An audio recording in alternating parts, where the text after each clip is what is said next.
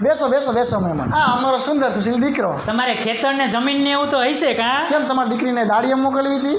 ના ના ના, અમારી છોકરી દાડી બાડી ખેતરે નહીં જાય હો. પણ કઈ વાંધો નહીં, 200 વીઘા ખેતરનું. હે દીકરા? ને અમે આવ્યા ત્યારે જોયું તમારે ઘણા ઢોરા હે હો. તો કેમ તમારી છોકરીને વાસીદું કરાવરાવવું હતું? ના ના ના ના, અમારી છોકરી વાસીદું નહીં કરે હો. તો કઈ વાંધો નહીં, ઢોરાને વેચી મારશું. હે દીકરા? ને તમારું ઘર હે મોટું લાગે હે. તો કેમ તમારી છોકરીને પોતું કરાવરાવવું હતું? ના ના, અમારી છોકરી કચરા પોતા કઈ જ નહીં કરે હો. કઈ વાંધો નહીં, તો તમારા છોકરીને ઢોરાના પૂરા ભરવાનો ઘર છે એની અંદર શિફ્ટ કરી દઈશું. હે દીકરા? ના ના, આવડું મોટું ઘર છે ને મારી છોકરી ત્યાં રહેશે. ઓકે કરો. ને તમારું રસોડું મોટું હશે કા? લોકોના ઘર જેવડા હોય ને એવડું તમારું રસોડું હોય. તમારી છોકરી રસોઈ કરી કરીને થાકી જાય છે એટલે તો એમાં સાધનો હોય. ના ભાઈ ના, અમારી છોકરી કઈ રાંધશે નહીં હો. એને ખાલી મેગી આવડે છે, એ સિવાય કઈ જ કામ નહીં કરે. તો હવે એક જ વસ્તુ બાકી રહી. હે દીકરા? જરાક ઊભા થાવ તો. ઊભો થામ. પપ્પા ઓલો ધોકો લાવો તો ઊભો ન થાતો. થાવું ઊભો થાવું.